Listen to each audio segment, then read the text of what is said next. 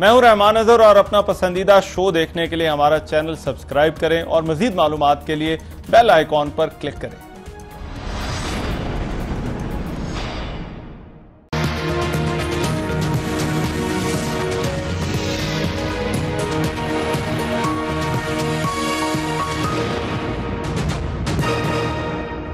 अस्सलाम वालेकुम, आपको आज के प्रोग्राम में खुशामदीद। ऐसा लगता है कि जो इत्तेहादों की सियासत है वो खतरे में है। गुज़िश्ता रोज हुकूमत और उसके जो इत्तेहादी हैं उन पर सवाल उठ रहे थे, उनके गिलों शिकवों की बातें हो रही थी। तो आज अपोजिशन के 11 जमाती इत्तेहाद पर बात हो रही है। क्या ये इत्तेहाद और इसके बयानिए पर तमाम जमातें मुत्तफिक हैं या नहीं? ये बहस बिलावल भुट्टो जरदारी के बरतानवी नशरियाती इदारे को दिए गए इंटरव्यू के बाद शुरू हुई, जिसमें उन्होंने मियां नवाज शरीफ की गुजरांवाला में की गई तकरीर के हवाले से कहा कि वो इनके लिए धचका था जब उन्होंने इस तकरीर में बराह रास्त नाम सुने। उन्होंने ये भी कहा कि उन्हें इंतजार है कि नवाज शरीफ कब सबूत पेश करेंगे। बिलावल भुट्टो का कहना है कि पीडीएम के एजेंडे की तैयारी के वक्त इस बात पर इत्तफाक हुआ था कि इल्जाम के लिए एक इदारे का नाम नहीं लिया जाएगा बल्कि एस्टेब्लिशमेंट कहा जाएगा। अब बिलावल भुट्टो की इस गुफ्तगू पर मुस्लिम लीग नून का रद्द-ए-अमल भी आया, जिसमें कहा गया है कि मियां नवाज शरीफ ने जो कुछ कहा वो हकायक पर मबनी है और बिलावल भुट्टो का बयान जाती है। दूसरी तरफ हुकूमत इस बयानबाजी को अपोजिशन रहनुमाओं के जाती मफादात का टकराव करार दे रही है और अपोजिशन इत्तेहाद में दरारें देख रही है। क्या वाकई अपोजिशन इत्तेहाद में ऐसी दरार है? दूसरी अहम खबर, पाकिस्तान तहरीक इंसाफ के जो रहनुमा हैं जहांगीर तरीन, वो वतन वापस आ गए और उन्होंने चीनी बहरान के खात्मे के लिए किरदार अदा करने का ऐलान किया। उनकी वापसी और अब उनका किरदार क्या होगा, ये भी एक अहम सवाल। ये वो इशूज है जिन पर आज के प्रोग्राम में बात करनी है। हमारा पैनल भी हमारे साथ मौजूद होगा, लेकिन पहले मैं बात करूंगा वजीर आजम के मुआविन खुसूसी डॉक्टर शहबाज गिल इस वक्त हमारे साथ मौजूद हैं। शहबाज गिल साहब, बहुत शुक्रिया सर, आपने हमारे लिए वक्त निकाला। मैं ये ऑपोजिशन की जो सियासत है इस पे तो आपसे बाद में बात करते हैं, मगर ये पहले जहांगीर तरीन वाला जो उनकी वापसी आज हुई है, इस हवाले से जरा बताइएगा डॉक्टर साहब, क्यों वापस आए हैं जहांगीर खान तरीन? बड़े अरसे से वो वहां पर लंदन में थे।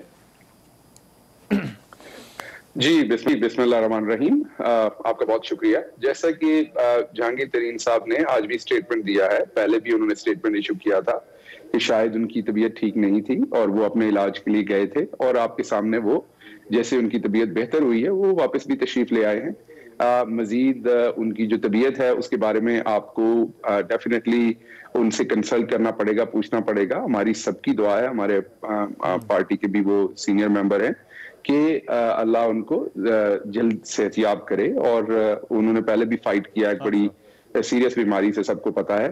और जो यहाँ पर अफवाह साजी हो रही थी कि वो यहाँ से चले गए और एनआरओ दे दिया और ये दे दिया, आपके सामने है, बगैर किसी वजह के वो वापस आए हैं। और अच्छी बात है, जो भी उनके बारे में चहमगोइयां हो रही थी उसका लाउड एंड क्लियर उन्होंने जवाब दे दिया है। और अब जो मुस्लिम लीग नून और पीपल्स पार्टी और बहुत सारी अपोजिशन जमातें उनको लेकर तहरीक इंसाफ के ऊपर अटैक करती थी, तहरीक इंसाफ को अपने जैसा पेश करने की कोशिश करती थी, जैसे उनके लीडर जो हैं वो यहाँ से बीमारी का झूठ बोलकर जो सजा याफ्ता थे, अदालत की तरफ से एक मुजरिम थे, जेल में सजा काट रहे थे, वो यहाँ पर झूठ बोलकर जैसे भागे, तो वो जैसे वो खुद हैं उनको दूसरे वैसे ही लग रहे थे। और वो पाकिस्तान तहरीक इंसाफ पर भी तरीन साहब का नाम लेकर अटैक करते थे कि उनको एनआरओ दे दिया गया और वो बाहर चले गए। हालांकि तरीन साहब के ऊपर कोई ऐसा अदालती केस नहीं था, तरीन साहब को बिल्कुल किसी अदालत ने कोई सजा नहीं दी थी, मुजरिम भी डिक्लेयर नहीं किया था कहीं पर, और उनके खिलाफ किसी किस्म का कोई अदालती कार्रवाई नहीं चल रही थी। उसके बावजूद, क्योंकि इनको आदत है एप्पल एंड ऑरेंजेस को कंपेयर करना अपने फायदे के लिए, झूठी अफवाह साजी करना, तो डॉक्टर साहब मुआवजा नहीं बनता था। मगर शहबाज गिल साहब, उन्होंने वापकर जो है वो उन्होंने कहा है कि वो चीनी बहरान के खात्मे के लिए किरदार अदा करेंगे और उन्होंने हुकूमत को हर मुमकिन ताउन का जो है वो यकीन दिलाया है। क्या हुकूमत उनसे ताउन लेगी? देखिए, वो एक चीनी का एक बड़ा परसेंटेज उनकी मिल्स बनाती है और मार्केट में फराहम करती है।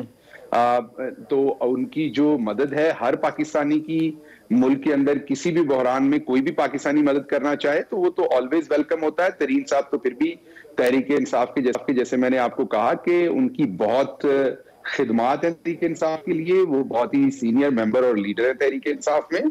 तो अगर वो किसी चीज में मुल्क की, कौम की, हुकूमत की मदद करते हैं तो इससे अच्छी और खुशाइंद और कौन सी बात होगी।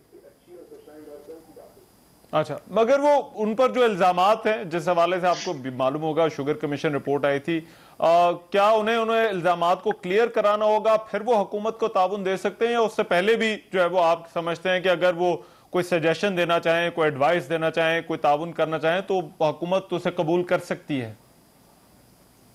देखिए, आपको पता है कि तरीन साहब किसी भी हुकूमती ओहदे पर इस टाइम नहीं है।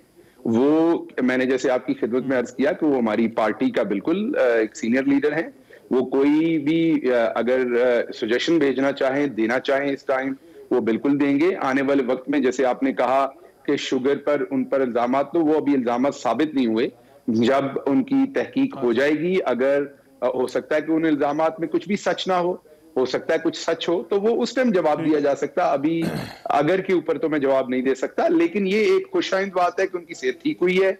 ये भी खुशाइंद बात है कि वो खुद से वापस आए हैं, तशरीफ लेके आए हैं, और मुस्लिम लीग नून और पीपल्स पार्टी के प्रोपेगेंडे का उन्होंने मुंह तोड़ जवाब दिया है। ठीक। अच्छा डॉक्टर साहब, जहांगीर तरीन वाले कर ये चीनी वाला मामला बड़ा इमरान खान की और आपकी जो हुकूमत है उसकी तवज्जो का मरकज बना रहा है। आपने चीनी के हवाले से फॉरेंसिक भी जो है वो किया, रिपोर्ट आई, उम्मीद थी कि कीमतें जो है वो कम होंगी। क्या वजह है कि ये जो कीमतों वाला मामला है इस पर हुकूमत उस तरह से इफेक्टिव नजर नहीं आ रही जो हुकूमत की रेट होनी चाहिए, या इस हवाले से जो भी सूरत हाल है उस बारे में आगाह कीजिएगा? क्योंकि चीनी की जो कीमत है, जब फॉरेंसिक रिपोर्ट आई थी मई में, उस वक्त से लेकर अब तक कुछ 33% भी ये कहा जा रहा है इजाफा हो रहा है, और अब जो है वो विफाकी इदारा शुमारियात की जो हालिया रिपोर्ट आई है उसके मुताबिक तो ये 105 के करीब रिफाइंड शुगर की जो है वो 101 के करीब रिफाइंड शुगर की प्राइस पहुंची हुई है। ये देखिए, असल में अजहर रहमान साहब, बात ये है कि आप माशाल्लाह से पढ़े लिखे हैं। स्टेट क्राफ्ट जो होता है, स्टेट के मैटर्स जो होते हैं वो बहुत कॉम्प्लेक्स होते हैं। कई दफा एक पेशेंट ठीक होता है, वो टेस्ट करवाता है, डॉक्टर के पास जाता है, डॉक्टर बहुत अच्छा होता है, वो उसको बताता है भाई आपको ये बहुत सीरियस बीमारी है, उसका इलाज शुरू करता है, और उसकी तबीयत और बिगड़नी शुरू हो जाती है। तो जो कम पढ़े लिखे लोग होते हैं, जादू टोने पे यकीन रखते हैं, वो कहते हैं जिस डॉक्टर ने दवाई दे के बीमार कर दिया, हालांकि वो अपने इर्तिका के अमल में उस टाइम वो मरीज की हालत खराब होनी थी, वो रिपोर्ट के बाद और दवाई के बाद कोई बेहतरी तो हो सकती है, खराबी नहीं हो सकती। ऐसे ही हमारे साथ हुआ कि चीनी यहां पर पहले भी 140 रुपए तक गई। चीनी की आवाम पीछे वाली जेब से सब्सिडी देती थी, 27 अरब इन्होंने दी, हमने तो सिर्फ 2.5 अरब चीनी की सब्सिडी दी थी। 27 अरब शायद खकान अब्बासी साहब ने और शहबाज शरीफ ने चीनी की कीमत दी। वो जो 27 अरब है वो आपके और मेरे जो माचिस पे टैक्स हम देते हैं, जो हम अपनी तनख्वाह पे टैक्स देते हैं, जो कुकिंग ऑयल खरीदते हैं वो टैक्स देते हैं, वो वहां से पैसे लेकर वो सब्सिडी दी गई। अब अवाम का फैसला है कि उन्होंने चीनी जो है वो 50 रुपए 55 रुपए किलो खरीदनी है, और उसके ऊपर जो 40-50 रुपए है पर केजी के, वो पीछे वाली जेब में से आपने सब्सिडी देनी है, या आपने डायरेक्ट वो प्राइस जो ऊपर गई है, जो मार्केट में डिमांड एंड सप्लाई पे है, वो सामने वाली जेब से पे करने हैं। क्योंकि ये हमेशा आवाम को बेवकूफ बनाते हैं। एक तरफ सब्सिडीज देते हैं 30-30 अरब, और दूसरी तरफ चीनी 140 तक भी माजी में गई हुई है। अब हमारे साथ हुआ ये कि जब ये रिपोर्ट आई और उसके बाद हमने फोरेंसिक ऑडिट करवाया, तो ज्यादातर शुगर मिल्स जो हैं वो अपना स्टॉक के ऊपर बैंकों से कर्जा लेती हैं। ये आप पढ़े लिखे, आपको इस बात की समझ आएगी। मीन अगर आपके पास 1 लाख टन चीनी पड़ी हुई है तो आप उस स्टॉक को प्लज करके बैंक से कर्जा लेंगे। अब बहुत सारी शुगर मिल्स ने वो स्टॉक फेक डिक्लेयर किए हुए थे, जिससे हमारे मुल्क के अंदर चीनी कितनी मौजूद है वो भी फेक डिक्लेयर की हुई थी। ये जो आज बड़ी बड़ी बातें करते हैं, इनकी हुकूमतों के दरमियान ना तो चीनी की कीमत कोई और तय करता था, बल्कि सिर्फ शुगर मिल्स तय करती थी, और चीनी का स्टॉक भी कोई और चेक नहीं करता था, शुगर मिल्स ही क्लेम करती थी कि उनके पास स्टॉक कितना है। वही काम चला रहा था। हमने जब उसका फिजिकल वेरिफिकेशन की तो हुआ ये कि वो जो जाली स्टॉक थे, फेक स्टॉक थे कागजों में बैंकों के कर्जे लेने के लिए, वो जब हमने फिजिकल स्टॉक टेकिंग की जाके गोदामों में, तो वो स्टॉक तो नहीं था। मिल वालों को ये फिक्र पड़ गई कि अब तो बैंकों को पता चल जाएगा हमने झूठ बोला है। उन्होंने रातों रात कागजों में, क्योंकि वो स्टॉक तो थे नहीं, रातों रात कागजों में वो स्टॉक जो है वो बेच दिए, कागजी स्टॉक बेच दिए। अब जब वो कागजों में स्टॉक बेचे तो आपके मुल्क में 1.5-2 से लेके 3 लाख टन चीनी की एक रात में कमी, आपको मतलब एक हफ्ते में कमी नजर आना शुरू हो गई। जब वो कमी नजर आना शुरू हुई तो आपको पता है मार्केट में पैनिक फैला, जिससे चीनी की कीमत ऊपर गई। तो ये तमाम चीजें जो लॉन्ग टर्म हमने एक नासूर निकाल रहे हैं आपके जिस्म से, अब जब नासूर निकालेंगे तो टीका लगने का भी दर्द होगा, नासूर को काट के निकालने का भी दर्द होगा। ये एक नासूर था जिसको किसी ने हाथ नहीं डाला। प्राइम मिनिस्टर इमरान खान ने, हो जाएंगे। मैं आखिरी सेकंड सिर्फ आपका ले रहा हूं, प्राइम मिनिस्टर इमरान खान में ही सिर्फ ये जुर्रत थी कि वो सबसे बड़े कार्टेल को हाथ डालते। अब हाथ डाला है। अगले साल पहली दफा पिछले 40-50 साल की तारीख में पाकिस्तान तहरीक इंसाफ की हुकूमत चीनी की कीमत तय करेगी, फिजिकल स्टॉक टेकिंग किया करेगी, और आप देखेंगे कि चीनी की कीमत जो भी होगी डिमांड एंड सप्लाई पे वो स्टेबल रहेगी। और पाकिस्तान के अंदर ये जो पहले झूठ बोल के एक्सपोर्ट कर दी जाती थी, सब्सिडी भी 27 अरब की पिछली हुकूमतें देते थे और कीमत भी 140 तक जाती थी माजी की हुकूमतों में, ये इंशाल्लाह आगे नहीं होगा। हमने इस टाइम ऑपरेशन किया हुआ है, दर्द हो रही है हम सबको, लेकिन यकीन रखें जैसे ये टांग ठीक होगी हम भागेंगे। डॉक्टर साहब वेरी ब्रीफली ये बिलावल भुट्टो के आज वाले बयान पर कमेंट कर दीजिए जाने से पहले। ये खुश आइंद बयान है। मैं सबसे पहले तो ये कहूंगा कि ये खुश आइंद बयान है। देर आए दुरुस्त आए। बिलावल जरदारी को और उनकी पार्टी को, नवाज शरीफ और उनकी बेटी ने, जब उनकी बेटी को और नवाज शरीफ को एनआरओ नहीं मिला, उनके जो मुकदमा जिनमें बिल्कुल सबूत सामने है, वो सजा काट रहे थे जेल में, उनको भागने का कोई तरीका नहीं मिल रहा था, वो एनआरओ चाहते थे, उनकी बेटी यहां से भागना चाहती थी। जब उन्हें एनआरओ नहीं मिला जुबैर साहब के थ्रू, बाकी सबके थ्रू, तो उस टाइम उन्होंने मुल्क दुश्मनी एक बयानिया शुरू कर दिया और मुल्क के इदारों के ऊपर हमला किया। उन्होंने समझा ये सॉफ्ट वैली है, जब मुल्क दुश्मन बयानिया हम इदारों पे हमला करेंगे, सॉफ्ट वैली की वजह से हम अंडर प्रेशर होंगे, पूरी कौम अंडर प्रेशर होगी, प्राइम मिनिस्टर होंगे और इनको एनआरओ मिल जाएगा। लेकिन प्राइम मिनिस्टर इमरान खान हमेशा प्रेशर में डट के खड़े होते हैं। वो उनकी लीडरशिप ही है कि वो प्रेशर में इमर्ज करते हैं और स्ट्रांगली खड़े होते हैं, वर्ल्ड कप हो या बाद में हो। उन्होंने इनको एनआरओ नहीं दिया तो बिलावल जरदारी और दूसरी पार्टीज का कंधा इस्तेमाल किया गया अपना नैरेटिव और अपने आप को करप्शन से बचाने के लिए। अब बिलावल को मुनाफकत नहीं करनी चाहिए। उन्होंने अगर अपने आप को डिस्टेंस और लातलगी की है तो आइंदा किसी ऐसे जलसे में उनको शिरकत नहीं करनी चाहिए जिसमें नवाज शरीफ तकरीर करें या उनकी बेटी हमारी सलामती के इदारों के मुखालिफ बयानियां दें। हाँ, बिलावल जरदारी हो या कोई और पार्टी हो, जलसा जुलूस करना, रैली करना उनका हक है, हम उसको वेलकम करते हैं, जहां मर्जी जलसा जुलूस करें, लेकिन पाकिस्तान के आइन के अंदर रहते हुए पाकिस्तान के सलामती इदारों की।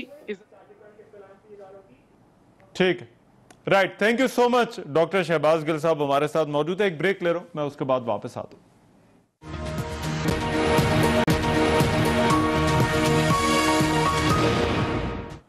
ब्रेक के बाद प्रोग्राम में एक मरतबा फिर से खुशामदीद। क्या अपोजिशन इत्तेहाद में दरारें हैं, इस पर बात करने के लिए जो हमारे साथ फरूख हबीब साहब मौजूद हैं, मेंबर कौमी असम्बली पाकिस्तान तहरीक इंसाफ से। फरूख हबीब साहब आपका बहुत शुक्रिया। चौधरी मंजूर साहब सीनियर रहनुमा पाकिस्तान पीपल्स पार्टी, वो भी हमारे साथ इस डिबेट में जो है वो ज्वाइन करें। चौधरी मंजूर साहब आपका बहुत शुक्रिया। और सेनेटर जावेद अब्बासी साहब मुस्लिम लीग नून के रहनुमा, वो भी हमारे साथ इस बहस में शरीक होंगे। मैं चौधरी मंजूर साहब, ये आप जो आज बिलावल साहब का बयान है इसको किस तरह से देखते हैं? ये जो हुकूमत कह रही है कि इससे बड़ा वाज़ेह हो जाता है कि अपोजिशन इत्तेहाद जो है उसमें दरारें हैं, क्या वाकई ये बात दुरुस्त है? ये हुकूमत ना पहले दिन से कह रही थी कि ये APC इनकी होनी नहीं है, वो APC होगी। फिर इन्होंने कहा कि वहां पे कोई इत्तेफाक नहीं कर सकेंगे, इत्तेफाक हो गया। फिर इन्होंने कहा जी कि कोई इत्तेहाद नहीं बन सकता, वो इत्तेहाद हो गया। अब ये रोज बैठकर दुआएं मांगते हैं कि वो जैसे नहीं मांगते इसराइल की तोपों में कीड़े पड़े। ये रोज बैठकर हमारा इत्तेहाद तोड़ते हैं। ये इत्तेहाद टूटने के लिए नहीं बना है, ये इनके लिए देखेंगे कि क्या साबित होता है। अच्छा, मगर मियां नवाज शरीफ की तकरीर और उनके बयानी पर तो एतराज है पीपल्स पार्टी को, या नहीं? नहीं, देखिए, बयानिया जो है वो पाकिस्तान पीपल्स पार्टी 5 जुलाई 1977 से एक बात कह रही है कि हर किसी का एक कॉन्स्टिट्यूशन के अंदर रोल है। जब तक इदारे अपने अपने रोल में वापस नहीं जाते ये मुल्क आगे नहीं बढ़ सकता। अच्छा, तो मियां साहब अब उस पे आए हैं। मियां साहब ने बातें की हैं, लेकिन चूंकि मियां साहब के कुछ अपने तजर्बात है जिनको वो बयान कर रहे हैं, तो वो उनका अपना अंदाज है बात करने का। बिलावल साहब ने कहा कि ना मैं उनको कंट्रोल कर सकता हूँ, अच्छा, और ना वो मुझे कंट्रोल कर सकते हैं। हाँ, अलबत्ता जिन चीजों पे इत्तेफाक है हमारा वो है। दूसरा, नाम लेने के हवाले से ये बात है कि उन्होंने कहा कि ये प्राइम मिनिस्टर भी नाम लेते हैं, उनको भी नहीं लेने चाहिए, जिससे कोई लोग या शख्सियात जो है वो कंट्रोवर्शियल होती हैं, और मियां साहब को भी नहीं लेने चाहिए। ये बिलावल साहब का अपना नुक्ता नजर है अच्छा, नामों के हवाले।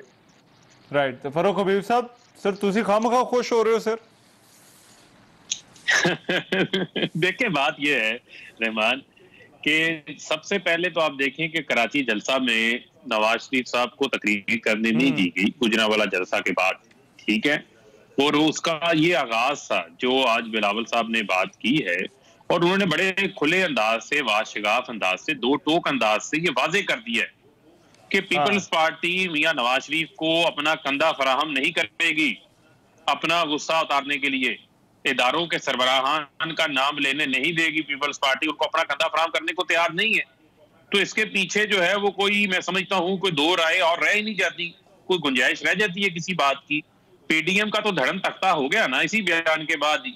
अब मुझे ये बताएं, या तो नवाज शरीफ अपने बयानिए से पीछे हटेंगे या बिलावल अपनी इस बयानिए से पीछे हटेंगे, ये पीडीएम कैसे आगे बढ़ेगी? दूसरी बात ये है कि इनका जो आज गिलगित बल्तिस्तान में बिलावल पहुंचे, मरियम साहिबा भी उन्हें ढूंढने जो है वहां पहुंच गई। अब देखना यह है कि पीडीएम जो है इसके बाद किस तरह कायम दायम रहती है। आप देखें ना, मियां नवाज शरीफ के बयानिए के साथ तो उनके अपनी पार्टी के लोग नहीं खड़े हो रहे। आप देखें अब्दुल कादिर बलोच जैसे जो साबका उनके स्टेट मिनिस्टर भी थे, वो भी उनसे दूर हो गए हैं। उन्होंने भी जो है उनसे राहें जुदा कर ली हैं। उन्होंने भी ये कहा कि मैं उस बयानिए का जो है वजन नहीं उठा सकता। उनकी पार्टी के लोग उनसे पीछे हटते जा रहे हैं। और आप देखें कि उसी के साथ जो है अब्दुल कादिर बलोच साहब को पीपल्स पार्टी ने शमूलियत की दावत भी दे दी है। तो एक तरफ अपोजिशन जो है खुद ही एक दूसरे का गोल करने के ऊपर चली हुई है, एक दूसरे के खिलाफ अपोजिशन खुद जो है वो आप ये कह रहे हैं कि ना उनकी पार्टी उनके बयानिए का बोझ उठा रही है और ना पीडीएम वाली जो बाकी जमातें हैं वो उनके बयानिए का बोझ उठा रहे हैं। देखें यकीनन नहीं उठा रहे। बयानिया एक मिनट रहमान, एक मिनट मुझे आखिरी वर्ड ले ली, क्योंकि मियां नवाज शरीफ साहब का जो बयानिया है, जिस किस्म का बयानिया वो याद सादिक से दिलवाया उन्होंने, उसका वजन जो है वो कोई पाकिस्तानी बर्दाश्त नहीं कर सकता। कोई पाकिस्तानी जो है वो मोदी को, भारतीय झंडे को आगे बढ़ाने को तैयार नहीं है।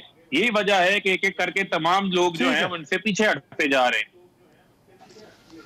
ठीक है, राइट।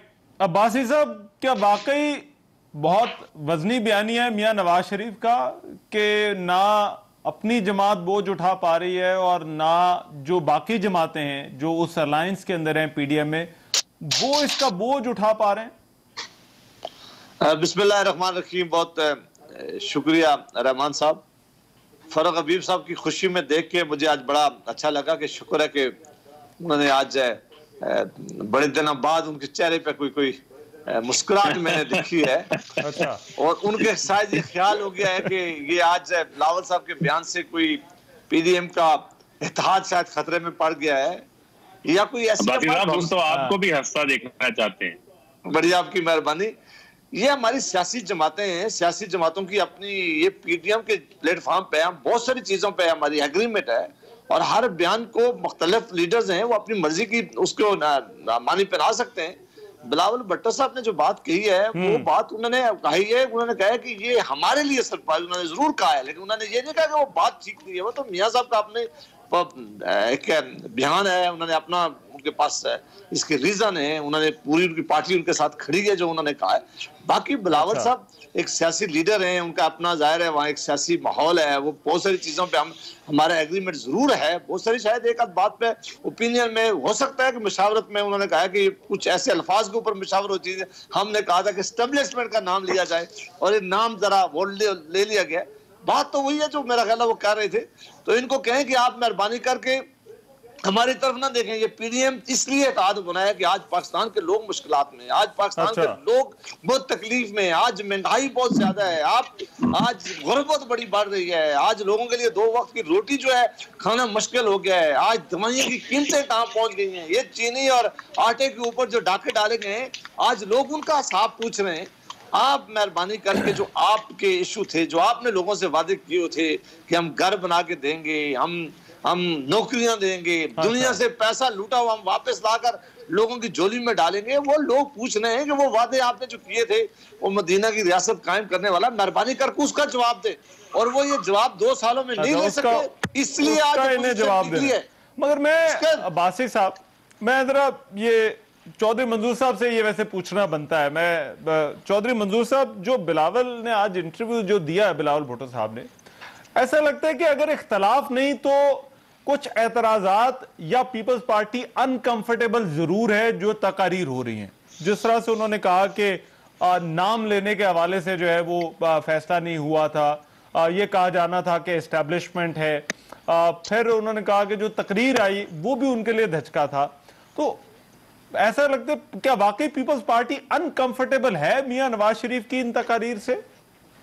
देखिए, पहली तो मैं एक गुजारिश करूंगा फर्रुख हबीब साहब को, मैं इन्हें बहुत संजीदा एक आदमी समझता हूँ, इन्होंने काबिल एतराज बात की है, वो इन्हें अल्फाज वापस लेने चाहिए कि ये वो मरियम नवाज उन्हें ढूंढती हुई पीछे चली गई है। वो अपने इलेक्शन कैंपेन, हम वहां पे आमने सामने एक दूसरे के इलेक्शन लड़ रहे हैं। अच्छा, तो ये ऐसी बातें ना किया करें। मेरी गुजारिश होगी कि मैं इनसे कम से कम तवक्को नहीं करता। मैं जब भी आप इनका नाम आता है तो मैं प्रोग्राम में आ जाता हूँ थोड़ा कंफर्टेबल कि कम से कम ये सेंस में बात करते हैं। अच्छा, दूसरी मेरी गुजारिश ये है कि देखिए, जो बुनियादी बात है कि अनकंफर्टेबल होना या ना होना, हो सकता है वो हमारी किसी बात से अनकंफर्टेबल, हम उनकी किसी बात से अनकंफर्टेबल, हमें लहदा जमाते हैं, हमारे अपने अपने मैनिफेस्टो है, अपना अपना तरीकेकार है, बात करने का अपना अपना अंदाज है।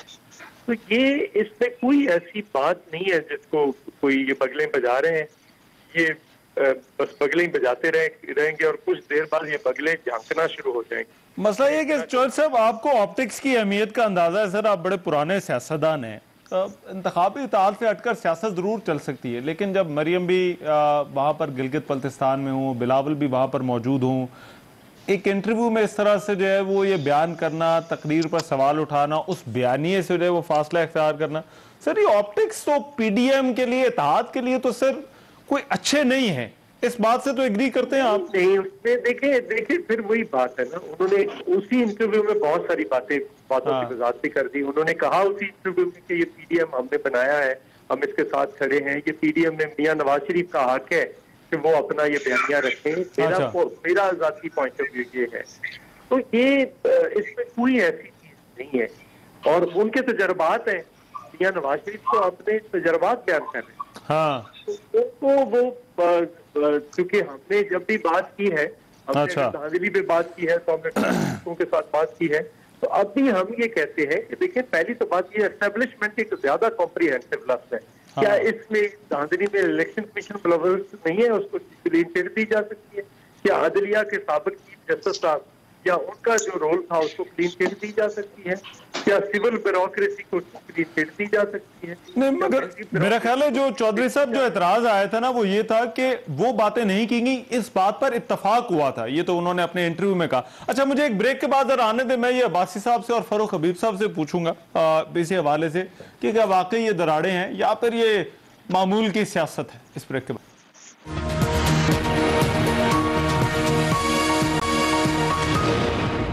ब्रेक के बाद प्रोग्राम में एक मरतबा फिर से खुशामदीद। मैं फर्रुख हबीब साहब, जरा आपकी इजाजत से आपके पास आऊंगा, मगर पहले मैं ये सेनेटर जावेद अब्बासी साहब से पूछ लूं, ये जो ब्रेक पर जाने से पहले बात हो रही थी, अब्बासी साहब आप भी सर बड़े सीनियर सियासतदान हैं, क्या ऐसा चल सकता है कि सियासी जमातें एक दूसरे के खिलाफ जो है वो इलेक्शन भी लड़ रही हूँ, अपनी इंतखाबी मुहिम भी चला रही हूँ, और फिर वो एक इत्तेहाद में जो है वो हुकूमत के खिलाफ तहरीक भी जो है वो चलाएं? तो ये जो सियासत का फार्मूला है पीडीएम का, क्या आपको लगता है ये चलने वाला है? देखिए रहमान साहब, ये जो जमातें इस वक्त एक प्लेटफॉर्म पे इकट्ठी हैं, वो सारी सियासी जमातें हैं और सारी पुरानी सियासी जमातें हैं, और इन सियासी जमातों ने किसी एक जगह पर भी ये नहीं कहा कि हम एक दूसरे में जम हो गए हैं, हमारा एक ही आइडियोलॉजी हो गई है, हम आज एक ही बात करेंगे। हम किस बात पर इकट्ठे हुए हैं?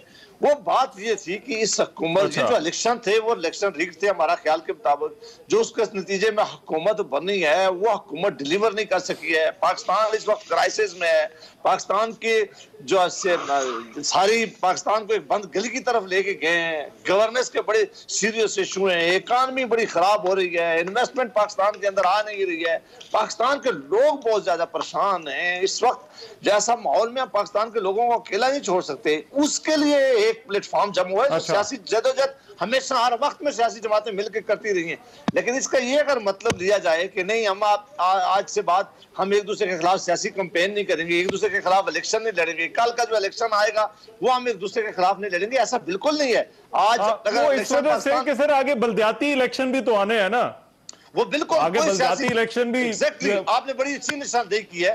कल अगर बलदियाती इंतखाब आ गए तो हमने अपनी अपनी जमातों के प्लेटफॉर्म पे इलेक्शन लड़ने हैं। ऐसा नहीं हो सकता कि हम ये कहें कि नहीं ये इलेक्शन जो है हमने आज जमातें आपस में सारी मिलकर बलदियाती इंतखाब लड़ेंगी, ऐसा बिल्कुल मुमकिन नहीं है।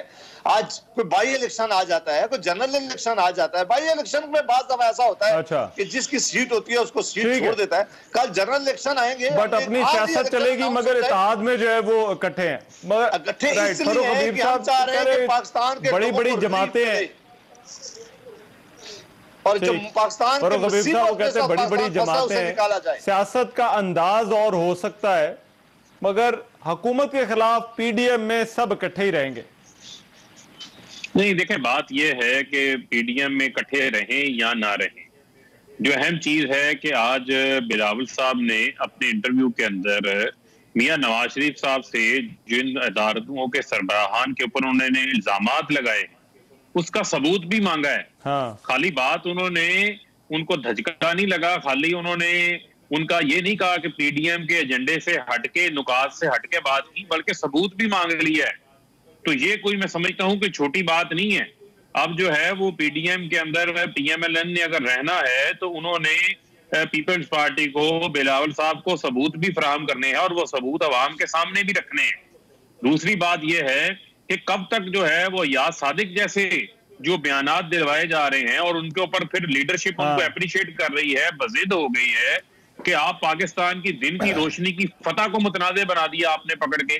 आपने जो मोदी अपनी शिकस्त को राफेल तैयारों पे डाल रहा था, वो याद सादिक के बयान ने मोदी को जिंदा कर दिया उसके बयानिए के ऊपर। तो मैं ही समझता हूँ ये तमाम तर चीजें हैं जिसके ऊपर जो है पीपल्स पार्टी की क्यादत भी सोच रही है, और इनको आसिफ अली जरदारी साहब की जो सियासत है वो समझने के लिए इनको बड़ा जो है वो वक्त दरकार है। इनको अभी चीजें समझ नहीं आ रही, और मैं ये समझता हूँ कि इसके अंदर इंटरव्यू अगर बिलावल ने दिया, इंटरव्यू तो बिलावल ने बिल्कुल दिया है, बिल्कुल दिया है, लेकिन आप कह रहे हैं मगर जरदारी साहब की है। लेकिन बात यह है ना, देखें बिलावल साहब जो हैं उन्हीं के साहिबजादे हैं और आसिफ अली जरदारी साहब जो है वो को चेयरमैन भी हैं।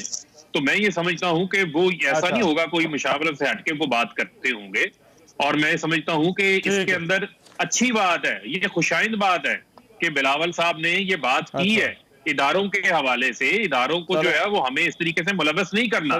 दूसरी बात ये है, आपको तो ऐसे बयान ये शायद ही लगेंगे, मगर चौधरी मंजूर साहब देखिए मेरा ख्याल है आप पुराने, एक मिनट, क्योंकि पुराने भी एक मिनट सर, एक मिनट, एक सवाल जरा पूछ लूं मैं चौधरी मंजूर साहब से, ये इसी से जुड़ा हुआ है। चौधरी साहब, पीपल्स पार्टी की एक और नून लीग की एक हिस्ट्री तो है, ज़ाहिर बात है एक दूसरे के खिलाफ इलेक्शन लड़ते रहे, आप बड़े पुराने पीपल्स पार्टी के हैं। एतजाज एहसन साहब और ये ख्वाजा आसिफ के जो बयानात हैं इनका भी हम अभी ये पिछले दिनों ही जिक्र करते रहे। ये सर एक बैगेज तो है, ये फिर एक दूसरे के साथ आपको लगता है कि ये चला जा सकता है? ये एक नेचुरल सी चीज है जो आपको शायद अभी नहीं तो बलदियाती इंतखाबात में आपके लिए मजीद मसाइल पैदा करेगी।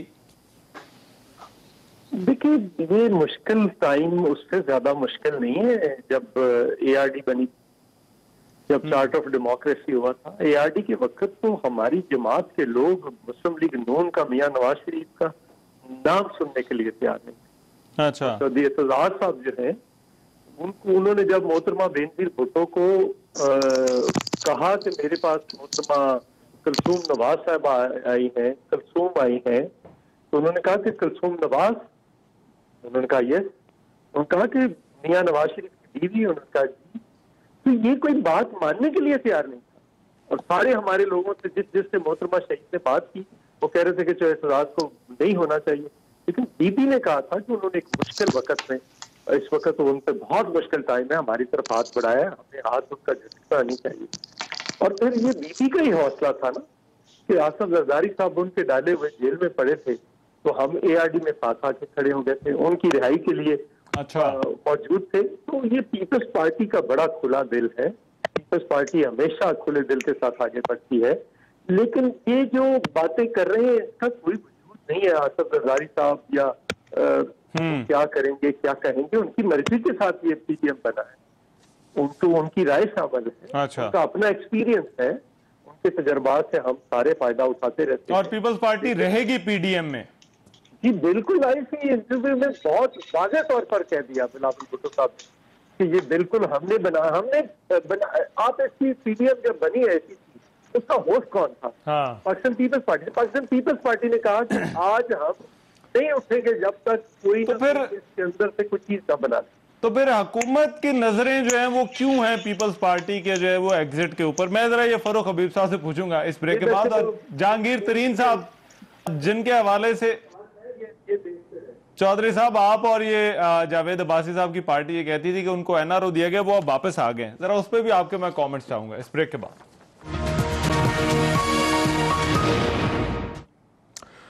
ब्रेक के बाद प्रोग्राम में एक मरतबा फिर से खुशामदीद।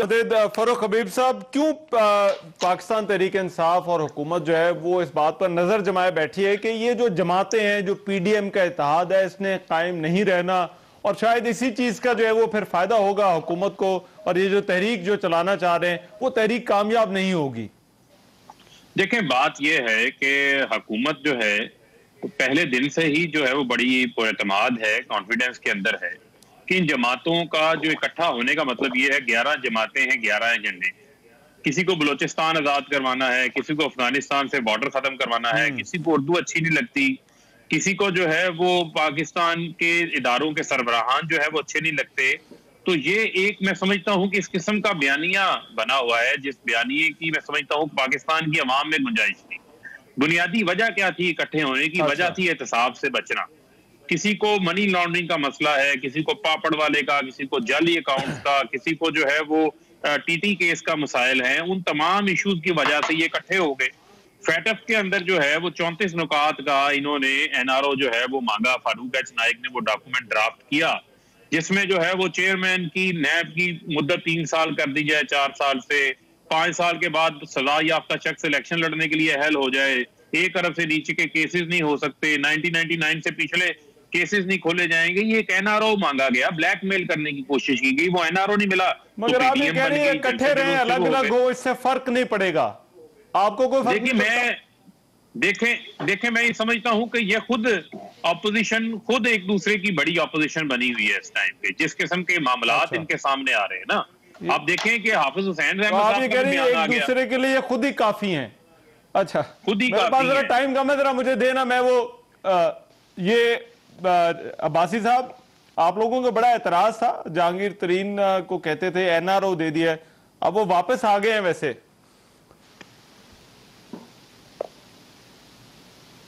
रहमान साहब, एक तो फरूक हबीब साहब से मैंने पहले भी रिक्वेस्ट की थी, मैं भी आपके असर से दोबारा उनको कहता हूं कि मेहरबानी करके आप हमारी खामियों पे भी जरूर डालें, लेकिन जो पाकिस्तान के लोगों से आपने वादा किया था, जो पाकिस्तान के लोगों को आपने उम्मीद दी थी, जो इस वक्त पाकिस्तान के लोग मुश्किलात में, जिस मुश्किल में मरीज अस्पतालों में रुल रहे हैं दवाइयां के बगैर, जिस तरह गवर्नेंस के आपके इशू है सीरियस खैबर पख्तूनख्वा में और पंजाब में, जिस तरह आप हुकूमत चला रहे हैं, जिस तरह इकानमी तबाही की तरफ जा रही है, मेहरबानी करके कोई रिलीफ लोगों को दें, कोई लोगों से जो वादा किया है वो पूरा करेंगे।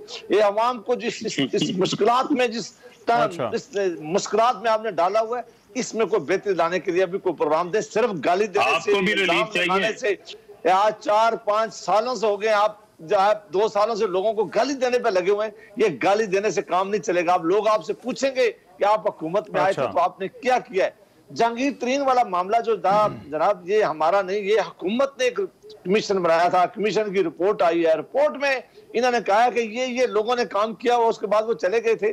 बाद में चूंकि इनको शायद पता चला है, इन्होंने उस रिपोर्ट के ऊपर अभी तक उस कमीशन की रिपोर्ट जो आई थी इसमें साबित हो गया था, और इन्होंने बार बार कहा कि हम उन लोगों को सजाएं देंगे, हम उन लोगों का हिसाब लेंगे जिन्होंने चीनी में अरबों रुपया का पैसा कमाया है। अब पता नहीं कि कोई डील हो गई है, पता नहीं कि आपस में कोई मुकमका हो गया है, पता नहीं कि अब उस कमीशन की रिपोर्ट को कहां इन्होंने छोड़ा है। अब आज से खबर आ रही है कि वो आएंगे और अपना दोबारा रोल प्ले करेंगे। इनके वजीरों के बारे में क्या करते थे, इनके जो अभी आज एक और डॉक्टर साहब हैं जिनको आज आपने शुरू में लिया, उन्होंने इनके बारे में क्या कहा था, और जंगीर तरीन साहब ने इस आदमी के बारे में जो अल्फाज इस्तेमाल किए थे, काश अगर वो अभी किसी को सुना दे। फरक हबीब साहब के बारे में नहीं, वो जो आज डॉक्टर साहब पहले आए थे जिनके बारे में जंगीर तरीन साहब ने कहा था कि ऐसे लोग मेरे ऊपर इल्जाम लगाए, तो ये इल्जामात हुकूमत ने उनके ऊपर लगाए थे, ये इल्जामात इमरान खान साहब की जमात के लोगों ने लगाए थे, ये इल्जामात जंगीर तरीन साहब को जो कटारे में खड़ा किया था। मगर अब तो वो वापस आए और उन्होंने पेशकश भी की है, उन्होंने पेशकश, चौधरी मंजूर साहब उन्होंने पेशकश भी किया है कि वो हुकूमत के साथ ताउन करेंगे इस बहरान को हल करने के लिए। जी चौधरी मंजूर साहब, तो इसका मतलब ये हुआ ना कि जो एनआरओ की बात की थी, वो एनआरओ तो फिर मुकम्मल हो गया ना, वरना तो उन्हें एयरपोर्ट से नहीं। मगर चौधरी साहब वो बाहर जाते हैं, आप कहते हैं एनआरओ दिया, आप वापस आ रहे हैं, तो फिर भी आप कह रहे हैं कि ये भी एनआरओ ही है। एनआरओ का क्या मतलब है? हाँ, बाकी लोगों को, ये ओमनी वालों को आपने उनकी रिपोर्टें और फोरेंसिक रिपोर्टों का इंतजार किया था, उनको तो सीधा गिरफ्तार करके सारी मिलें सील कर दी थी, उठाकर सारे बैंक उनके अकाउंट सीज कर दिए थे। यही तो एनआरओ है, और क्या एनआरओ है? बस गंदम पे, गंदम पे 3 स्कैंडल हैं। अब पहले जो एक्सपोर्ट की, किनको फायदा पहुंचाया, 200 अरब रुपया लोगों की जेबों से निकल गया, किसको फायदा पहुंचाया, किसने स्मगल की है 6.6 मिलियन मैट्रिक टन गंदम, और कहां स्मगल की है आटा और गंदम, ये उससे बड़ा स्कैंडल है। अभी 16 अरब रुपए जाहिद पे खरीदी गई है, जो अगर अप्रैल में खरीदते तो 234 में 220 पे खरीदते, अब 292, 298, $284 पे परचेज किए इन्होंने। तो ये सारे के सारे स्कैंडल हैं। अच्छा, तो जहांगीर खान तरीन को क्यों गिरफ्तार नहीं किया जाता, मुझे बताएं। चलो ये सवाल है फरूख साहब, 10 सेकंड में रहमान साहब एक जुमला, फिर आप उधर जाएं। देखें इनका मसला इत्तेहादी छोड़ के जा रहे हैं फरूख हबीब साहब, मसला ये है ना कि अब इत्तेहादियां, अब ये मामलात ऐसे आए तो अब जंगीर तरीन साहब को भी शायद ये लगा है कि अब ऐसे बहरान में अब ये हुकूमत चली गई है, कर सकते हैं, इसलिए वो वापस आ गए। अपनी पीढ़ी थले गोरी पे सर, वैसे जो आज ऐसा लग रहा है सारे इत्तेहादी खतरे में है।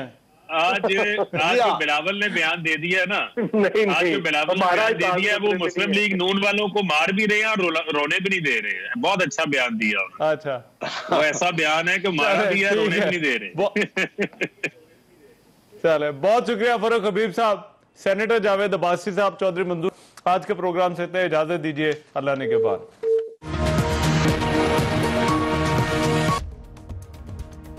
मैं हूं रहमान अजहर और अपना पसंदीदा शो देखने के लिए हमारा चैनल सब्सक्राइब करें और मजीद मालूमात के लिए बेल आइकॉन पर क्लिक करें।